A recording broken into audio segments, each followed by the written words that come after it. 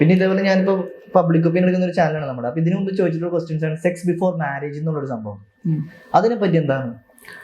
പണ്ടൊക്കെ നമ്മുടെ എന്താ പറയുന്നത്, എൻ്റെ ഒരു സമയകാലം തൊട്ട് നമുക്ക് കല്യാണം കഴിക്കുമ്പം അതിനകത്തിൽ പുതുപ്പെണ്ണ് പുതുച്ചക്കൻ എന്നൊക്കെ പറഞ്ഞു കഴിഞ്ഞാൽ എൻ്റെയൊക്കെ കല്യാണത്തിൽ എന്ന് പറഞ്ഞാൽ ഞാനൊന്നും അങ്ങനൊന്നും ഈ രതിമൂർച്ച എന്താണെന്നും കാര്യങ്ങളൊക്കെ നമ്മുടെ കല്യാണം കഴിഞ്ഞതിന് ശേഷമാണ് നമുക്ക് ഇതറിയാവുന്നത്. ഇപ്പോഴത്തെ കാലത്ത് പെൺപിള്ളേരെന്ന് പറഞ്ഞാൽ ഇതെല്ലാം ഇതിനു മുന്നേ ഇവരിതെല്ലാം കഴിഞ്ഞിട്ടാണ് വരുന്നത്, എക്സ്പീരിയൻസ് ചെയ്തിട്ടാണ്.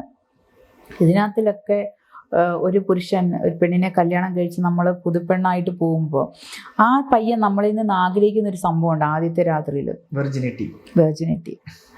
അത് ഉണ്ടായിരിക്കണം എന്നുള്ളത് അത് അവൻ്റെ ഒരു സ്വപ്നമാണ്. ഇവൾ അങ്ങനെ ആയിരിക്കണം എന്നുള്ളത് ഇവളുടെ ഒരു സ്വപ്നമാണ്. പക്ഷെ അതിന് ഓരോരോ റിലേഷൻഷിപ്പിൽ ഓരോ പെൺപിള്ളേർ ചെന്ന് പെട്ടിട്ട് അബദ്ധം പറ്റുന്ന പെൺപിള്ളേരുണ്ട് ഈ ലോകത്ത്. അവരെ സംബന്ധിച്ചത് ഒരബദ്ധം പറ്റും, അത് നമ്മൾ മനസ്സിലാക്കിയിട്ട് പിന്നീട് ആ ഒരു അബദ്ധത്തിൽ എടുത്ത് ചാടാതിരുന്നാൽ ഒരു പരിധി വരെയൊക്കെ അവർ കല്യാണം കഴിച്ചാൽ സമാധാനത്തോടെ ഇരിക്കുക. കല്യാണം കഴിച്ച് കഴിയുമ്പം പല പിള്ളേർക്കും ഉണ്ടാകുന്ന അവസ്ഥയാണ് പിന്നെ ഡിവോഴ്സിലേക്ക് പോകുന്നത്. അതൊരു കാരണമാണ്. ശരിക്കും വെർജിനിറ്റി എന്ന് പറയുന്ന സംഭവം ഉണ്ടോ? തീർച്ചയായിട്ടും ഉണ്ട്. നമുക്ക് ഫസ്റ്റ് നമ്മൾ സെക്സിൽ ഏർപ്പെടുമ്പം തന്നെ നമുക്കറിയാൻ പറ്റുന്ന കാര്യമാണ്. പിന്നെ ഇപ്പോഴത്തെ കാലത്തെന്ന് വെച്ച് കഴിഞ്ഞാൽ പെൺപിള്ളേർക്ക് സ്വയംഭോഗം ചെയ്താണെങ്കിലും നമുക്ക് നമ്മളുടെ വികാരങ്ങളെ കളയാവുന്നതേ ഉള്ളൂ. അതിനിപ്പം നമ്മളൊരു പുരുഷൻ്റെ കൂടെ പോയി കിടക്കണമെന്നില്ല. ഞാൻ കേട്ടിട്ടുണ്ട് പണ്ടത്തെ ഈ തറവാടുകളിലൊക്കെ ആദ്യ രാത്രിക്ക് വെള്ള ബെഡ്ഷീറ്റ് ഇടിക്കും. ഇപ്പോഴും ഉണ്ടല്ലോ. ആണോ? ഇപ്പോഴും ഉണ്ട്. അതായത് ബ്ലഡ് വന്നിട്ടുണ്ടെങ്കിൽ ആ പെണ്ണ് നല്ല ഒരു സ്ത്രീയും അല്ലെങ്കിൽ മോശമായ ഒരു സ്ത്രീയും.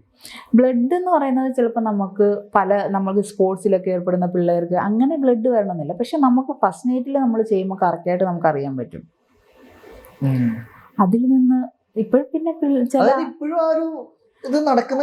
തീർച്ചയായിട്ടും ഇത് നമ്മുടെ അമേരിക്കയൊന്നും അല്ലല്ലോ. നമ്മൾ ഇങ്ങനെ പോയിട്ട് പല ആൾക്കാരുടെ കൂടെ പോയിട്ട് നമ്മൾ പിന്നെ ഒരു പയ്യനെ കല്യാണം കഴിച്ച് പോയി വെറുതെ നമ്മൾ ഒരിക്കലും ഒരാളുടെ വിശ്വാസവഞ്ചന കാണിക്കരുത്. അവിടെയാണ് നമ്മുടെ കുടുംബത്തിൻ്റെ കെട്ടുറപ്പ് എന്ന് പറയുന്നത്. അത് എപ്പോഴും ഇപ്പം എന്തൊരു കാര്യം ചെയ്താലും നീ ഇങ്ങനെ വന്നതല്ലേടി എന്നുള്ളൊരു ചോദ്യം വരില്ലേ നമുക്ക് എപ്പോഴും നമ്മുടെ ലൈഫിൽ. ആ ഒരു ചോദ്യം എന്ന് പറയുന്നത് നമ്മളെ എപ്പോഴും ഇറിറ്റേറ്റ് ചെയ്യുന്ന ഒരു സംഭവമാണ്. അപ്പോൾ എല്ലാവരും അത് കണ്ടു നിൽക്കുക. കഴിഞ്ഞ ഒരു പുരുഷൻ്റെ കൂടെ പോയി കിടന്നാൽ മാത്രമല്ല നമ്മുടെ വികാരത്തെ അടക്കാൻ പറ്റുന്നത് കല്യാണം കഴിക്കാത്ത പിള്ളേർ.